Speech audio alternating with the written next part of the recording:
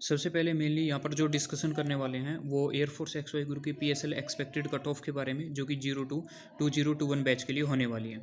यहाँ पर पूरा डाटा आपका मेंशन किया गया है, ठीक है। किस तरह आपका फेज 2 हो रहा है उसके आधार पर सारी चीज़ें यहाँ पर क्लियर की गई है कि किस तरह आपकी PSL है, उसके ऊपर इस चीज़ का इफेक्ट है वो पड़ेगा, ठीक है। सबसे पहले तो सारी चीज़ों को आपको ढंग से अच्छी तरह देखना है, किस किस सेंटर्स पर कौन कौन से एयरमैन सिलेक्शन सेंटर पर कितने कैंडिडेट्स की रिपोर्टिंग है, क्या क्या है, सारी चीज़ों को आपको डिस्कशन करेंगे। फिर लास्ट में एनालिसिस पर पहुंचेंगे कि आपकी कट ऑफ है लगभग कितनी जा सकती है, कितनी रह सकती है। यहाँ पर यदि हम डिस्कशन करें, आप यहाँ पर थोड़ा सा एनालिसिस करेंगे इस स्थिति में कि सबसे पहले 1AC अम्बाला, देखिए सभी को अपने अपने सेंटर्स पर जानकारी ये बेसिक होनी चाहिए। तो और लगभग एक सेंटर पर कितने कैंडिडेट्स चुने जाते हैं ये भी आपको सारी इन्फॉर्मेशन है वो मिल जाएगी यदि आप क्लियर वीडियो को देखते हैं तो। सबसे पहले अम्बाला सेंटर की बात करते हैं तो रिजर्व डे यहाँ पर 14, 18, 22 और 24 से 25 दिन थे जनवरी। रिपोर्टिंग 10 डेज़ की थी, पर डे 210 कैंडिडेट्स रिपोर्ट कर रहे हैं। और 23 जनवरी की बात करें तो 140 कैंडिडेट्स होंगे जो XY के लिए होंगे। टोटल 2030 कैंडिडेट्स होंगे जो कि आपके अम्बाला सेंटर पर रिपोर्ट करेंगे। दूसरी स्थिति में बात करें, यहाँ पर आपको ध्यान रखना है कि न्यू दिल्ली के बारे में बात करें तो पर डे 200 कैंडिडेट्स है, रिपोर्टिंग 11 डेज़ की है और टोटल लगभग 2200 कैंडिडेट्स हैं वो रिपोर्ट करने वाले हैं, ठीक है। और कुछ कर भी चुके हैं। और आपको पता है कि किस तरह का फेज़ 2 आपका हो रहा है, आप सभी को इस चीज़ के बारे में इन्फॉर्मेशन होगी। फेज़ 2 के बारे में डिस्कशन करें तो फेज़ 2 वास्तव में पिछली बार की तरह ही टफ हो रहा है अच्छी तरीके से। और SRT में भी थोड़ा सा जोर ज़्यादा दिया रहा है, फिजिकल में भी थोड़ा सा आपको टफता दिखाई जा रही है। 3AC कानपुर के बारे में बात करें तो 12 डेज़ की रिपोर्टिंग है। टोटल यहाँ पर जो कैंडिडेट्स होंगे 2285 कैंडिडेट्स हैं वो रहेंगे। जोधपुर के बारे में बात करें, सबसे ज़्यादा जो कैंडिडेट्स रहेंगे वो आपको ध्यान रखना है जोधपुर सेंटर पर रहेंगे, ठीक है, जो कि यहाँ पर टोटल 2600 पद रहा है, यानी कि ये इस पर सबसे ज़्यादा रिपोर्टिंग बच्चों की होगी पर डे 250, ठीक है। आगे यहाँ पर देखिए यदि बात करें बेंगलोर की तो इसके बारे में बात करें टोटल 1700 कैंडिडेट्स यहाँ पर रहेंगे। आगे एयरमैन सिलेक्शन सेंटर से उसके बारे में आप डिस्कशन करेंगे। तो डिस्कशन करें तो आप सबसे पहले यहाँ पर देखिए पटना पर 2508 कैंडिडेट्स हैं वो यहाँ पर रहेंगे। गुवाहाटी के बारे में बात करें तो टोटल 1662 कैंडिडेट्स यहाँ पर रिपोर्ट करेंगे। और भोपाल के बारे में बात करें तो टोटल 2323 और कितने कितने डे कितनी कितनी रिपोर्टिंग हो रही है इसके बारे में भी डिस्कशन होगा।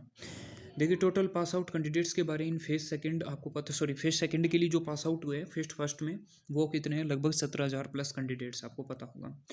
डेली रिव्यू के हिसाब से यदि देख रहे हैं फेज 2 किस तरह का हो रहा है, मॉडरेट हो रहा है और हम यहाँ पर हार्ड भी कह सकते हैं, ठीक है। क्योंकि एक बैच में 15 में से कहीं पर 5 स्टूडेंट ही लिए जा रहे हैं, कहीं पर 4 ही लिए जा रहे हैं, तो 8 ही लिए जा रहे हैं। ज़्यादातर स्टूडेंट है मतलब GD में बाहर निकाले जा रहे हैं। फिजिकल की बात करें तो फिजिकल में भी टफता दिखाई जा रही है, ठीक है। यहाँ पर क्या है, जो पुशअप्स है उसमें भी आपको बच्चे को प्रॉब्लम्स देखने को मिल रही है। SRT में जहाँ 5-6 बच्चे आउट होते थे, अब की बार वहाँ दुगने यानी कि 13-14 आउट है वो यहाँ पर हो रहे हैं। अब यहाँ पर देखिए 1 डे रिपोर्टिंग लगभग 220 कैंडिडेट्स रिपोर्ट कर रहे हैं। आपको पता है कि एक सेंटर पर 60% आउट इन 1 डे, यानी कि एक क्या है कितनी 60% है वो आउट हो रहे हैं। यानी कि फिजिकल की बात लगा ले या फिर SRT की बात लगा ले या फिर GD की बात लगा ले, तीनों को मिलाकर आउट यहाँ पर हो रहे हैं। यदि बात करें 80 से 100 student selected for face 3 medical exam, ठीक है, यानी कि एक जो बैच है उसमें एक दिन की रिपोर्टिंग है एक सेंटर पर, तो 80 से 100 स्टूडेंट ही सिलेक्टेड हो रहे हैं जैसा कि आप सभी जानते हैं।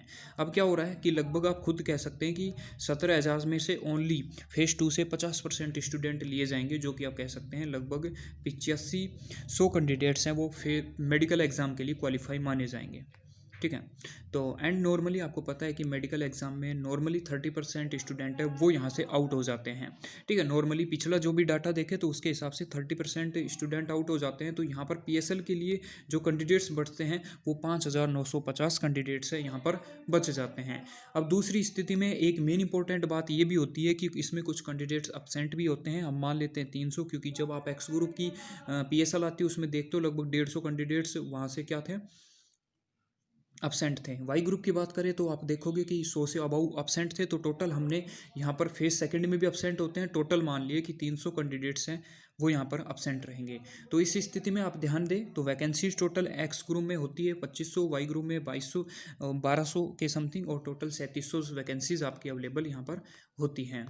अब यहाँ पर देखिए पिछले डाटा के अनुसार सबसे पहले पीएसएल में पिछला जो डाटा आया था जिसकी एक्स ग्रुप की 27.75 और वाई ग्रुप की कट ऑफ जहाँ 33 गई थी, उस स्थिति के बारे में उससे बात करें तो वहाँ पर एक्स ग्रुप में 4200 प्लस स्टूडेंट की पीएसएल लिस्ट आई थी। हम पीएसएल पर पहुँच चुके हैं, ठीक है, पीएसएल पर पहुँच चुके हैं। तो पीएसएल में कितनी थी कैंडिडेट्स? लगभग 4200। वाई ग्रुप में टोटल कैंडिडेट्स कितने थे?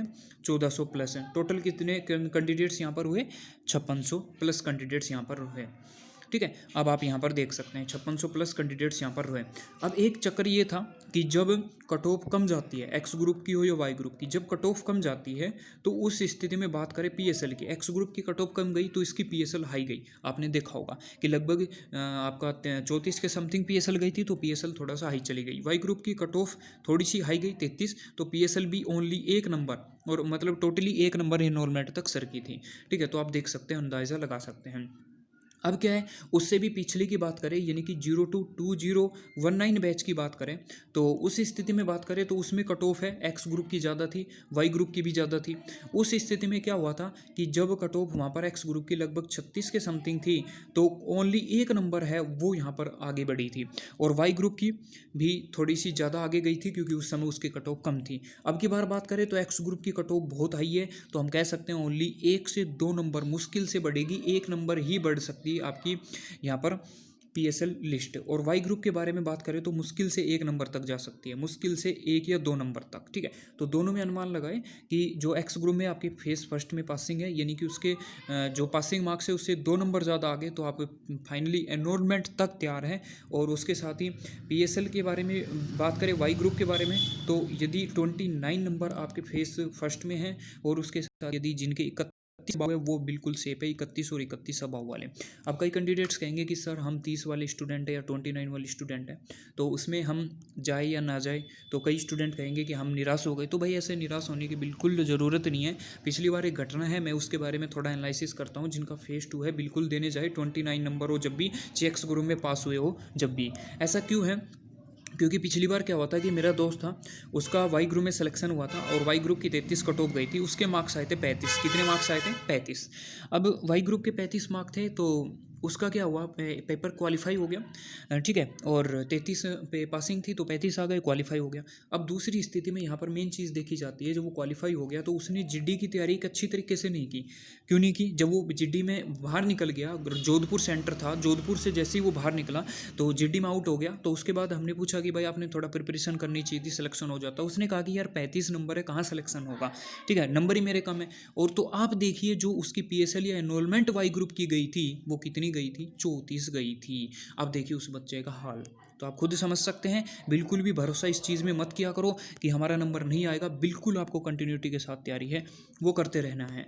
और भी कोई भी डाटा है तो आप बता सकते हो, आपका एनालिसिस सारी चीज़ों पर किया जाएगा। और दूसरी स्थिति में 800, 390, 32 और 80 ये हमारे नंबर है। आप यहाँ पर मेडिकल का रिव्यू, अपने फेस 2 का रिव्यू है वो यहाँ पर देख सकते हैं। दोबारा नंबर बता रहा हूँ, 800, 390, 32 और 80, ठीक है। यहाँ पर आप देख सकते हो, आप अपना फोटो है वो भी सेंड कर सकते हो, और आपको वीडियो वॉइस कॉलिंग है, वीडियो कॉलिंग जो भी है वो भी आपकी हमारी टेक्निकल टीम करती रहेगी। तो मिलते हैं नेक्स्ट वीडियो में, कंटिन्यू अपनी तैयारी करते रहिए। तब तक के लिए जय हिंद, जय भारत।